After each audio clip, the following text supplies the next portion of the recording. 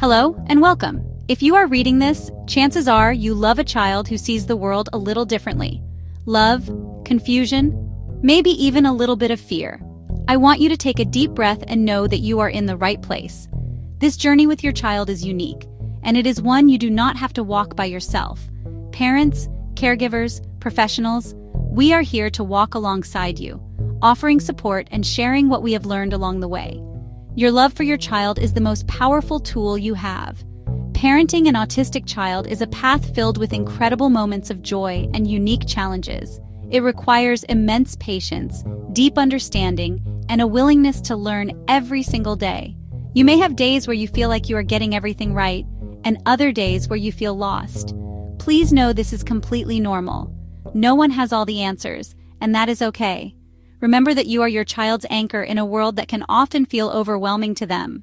You are their safe space, their translator, and their biggest cheerleader. The bond you share is precious and strong, and it will be the foundation for everything you build together. So what is autism? Let's try to put it in simple terms. Think of it as a different kind of operating system for the brain. It's not wrong, it's not broken. It's just different.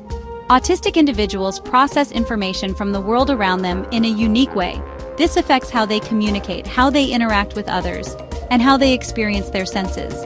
Imagine walking into a room where all the sounds are 10 times louder, the lights are incredibly bright, and you can feel the tag on your shirt scratching your skin like sandpaper. This is what the world can feel like for many autistic children. Communication can also look very different for an autistic child.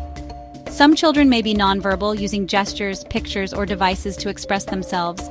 Others might have a rich vocabulary but struggle with the back-and-forth rhythm of a conversation. Finally, social interactions can be a puzzle for autistic children. They might not instinctively understand social cues like body language, tone of voice, or unwritten social rules. They often have deep and passionate interests, and connecting with them through these interests can be a wonderful bridge to building relationships. Their way of being is valid and valuable. Life at home with an autistic child can be a beautiful tapestry woven with threads of joy, love, and unique challenges. Simple, everyday tasks that other families might breeze through can require careful planning and extra patience in your household. Getting ready for school, for example, might not be a simple sequence of events. It could involve sensory sensitivities to the feeling of toothpaste, the texture of certain clothes, or the sound of the toaster. Mealtimes can present another common hurdle for many families. What might seem like picky eating is often a profound sensory experience for an autistic child. The texture, smell, color, and even the temperature of food can be overwhelming. The transition from the structured environment of school to the less structured environment of home can be jarring. A child who has spent all day holding it together and navigating a challenging sensory and social world might be completely depleted by the time they get home. They often need time to decompress and regulate their bodies and minds before they can engage in learning again. And then there are the transitions, the small and large shifts throughout the day. Moving from playing to bath time, or even just leaving the house can be incredibly difficult. For a child who thrives on predictability, an unexpected change can feel like the world is falling apart. Recognizing these hurdles isn't about dwelling on the negative. It's about understanding where your child needs the most support so you can build bridges to help them cross these challenging moments. One of the most powerful tools in your parenting toolbox is the creation of a predictable routine. For an autistic child navigating a world that often feels chaotic and overwhelming, a consistent schedule is like a comforting anchor. It tells them what is happening now, what is happening next, and what they can expect from their day. This predictability reduces anxiety because it removes the element of surprise, which can be very distressing. A great way to start is by creating a visual schedule. This doesn't have to be complicated or fancy. You can use simple drawings, printed pictures, written words on a whiteboard, or written words on a strip of paper. For a morning routine, you might have pictures for wake up, use the toilet, get dressed, eat breakfast, brush teeth, get on the bus. As your child completes each task, they can remove the picture or check it off the list. This gives them a sense of control and accomplishment, empowering them to move through their day with more confidence and independence. Of course, life is not always predictable, and changes will happen. When you know a change is coming, like a doctor's appointment or a visit from grandparents, try to prepare your child in advance. You can add a special picture to the visual schedule for the new event. Remember that a routine is not about being rigid or controlling. It is about creating a sense of safety and security. A predictable bedtime routine, for example, like a bath, stories, and a quiet song, can signal to your child's body and mind that it is time to wind down. This structure reduces bedtime battles and helps everyone get the rest they need. A predictable world is a calmer world for an autistic child. Communication with your autistic child is a two-way street. It might look different from the conversations you see elsewhere. All behavior is a form of communication. When your child is pacing, when your child is flapping their hands, when your child is making a certain sound, they're telling you about how they feel or what they need. Become a detective. Observe and listen with your whole self. Use clear, simple language. Avoid sarcasm, avoid idioms, avoid vague questions. Instead of, "How was your day?" ask, "Did you play with the blue blocks at school today?" Give them time to process. Resist repeating the question or filling the silence. Count to 10 before you speak again. That patient pause gives space to formulate a response. Visual supports can be a game changer. This goes beyond visual schedules. Use picture cards, Picture Exchange Communication System, or PECS. Let them hand you the picture for juice. This empowers them and reduces frustration. Use first, then boards. First, we will do homework. Then, we will play with the iPad. This makes expectations clear and boosts cooperation. Follow your child's lead. Connect through interests. If they love dinosaurs, use dinosaurs as your language. Talk about dinosaurs. Read dinosaur books together. Draw dinosaurs together. Enter their world to build trust and rapport. Shared joy is the foundation of meaningful communication. You see them, you value them, you love learning what makes their heart sing. This is where true connection happens. Understanding and accommodating your child's sensory needs is fundamental to helping them feel safe and regulated at home. As we've discussed, their experience of sight, sound, touch, taste, and smell can be very different. Start by observing your child. Do they squint under bright lights? Do they cover their ears when the vacuum is on? Do they avoid certain textures of clothing? To manage visual sensitivities, you can make simple changes like using dimmer switches, lamps instead of harsh overhead lighting. Opt for natural light whenever possible. Reducing clutter can also help. For auditory sensitivities, consider noise-canceling headphones during loud activities like grocery shopping or when a sibling is playing loudly. Create a quiet corner in your home with soft pillows, a weighted blanket, and a small tent. For children sensitive to touch, be mindful of the clothes they wear. Many autistic children prefer soft, seamless clothing and may be bothered by tags. Cut the tags from their shirts. Some children crave deep pressure. Provide it with firm hugs, a weighted blanket, or rolling a large therapy ball over their legs and back. Creating a sensory diet can be incredibly effective. It's a personalized plan of sensory activities to help your child stay regulated throughout the day. Examples: jump on a trampoline for a few minutes before school, swing in the afternoon, listen to calming music before bed. It's about proactively providing the right sensory input at the right times to keep their nervous system in balance, rather than waiting for them to become overwhelmed. It is crucial to understand the difference between a tantrum and a meltdown. A tantrum is typically a behavior a child uses to get something they want.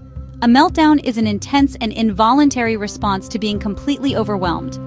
It is a neurological short circuit that the child cannot control. It can be triggered by sensory overload. It can be triggered by a sudden change in routine. It can be triggered by emotional distress. During a meltdown, the child is not giving you a hard time. They are having a hard time. Recognizing this difference will change your response from one of frustration to one of compassion. When you see the early signs of a meltdown, perhaps your child is starting to pace. Maybe they become more vocal, or they cover their ears. The best strategy is to try to de-escalate the situation. Reduce demands, lower stimulation, and quietly guide them to their safe, quiet space. Use a calm, low voice. Speak very little. Do not try to reason with them or ask a lot of questions. Your calm presence is the most important tool you have. You are their anchor in the storm. If a full meltdown occurs, ensure safety for your child and others. Remove any dangerous objects, create a safe space around them. The meltdown will run its course. Your non-judgmental presence helps them feel secure as they come out of it. After the meltdown, expect exhaustion for both of you. This is not the time for lectures or discipline. Offer quiet connection and reassurance. Offer a drink of water. Offer a gentle hug if they are receptive. Later, when calm, gently explore what the trigger was. Use a feelings chart. Use simple picture cards to help them identify emotions. By working together to understand triggers, you can learn how to prevent or lessen future meltdowns and empower your child to manage big feelings. Narrator Vo. Let's talk about how these tips can look in real life. Consider a boy named Leo who used to have a meltdown every single morning before school. Narrator Vo. His parents felt defeated and exhausted. Narrator Vo. After observing him, they noticed he was constantly pulling at his socks and collar. They switched to seamless socks and soft, tagless t-shirts. Narrator Vo. They created a simple picture schedule for the morning routine. Within a week, the morning meltdowns stopped. This small change in his sensory environment made a world of difference. Narrator Vio. Then there is Maya, a sweet girl who is nonverbal and used to get incredibly frustrated when she couldn't express what she wanted. Her parents felt helpless watching her distress. Narrator Vio. They introduced a simple set of picture cards for her favorite things: juice, crackers, iPad, outside. Narrator Vio.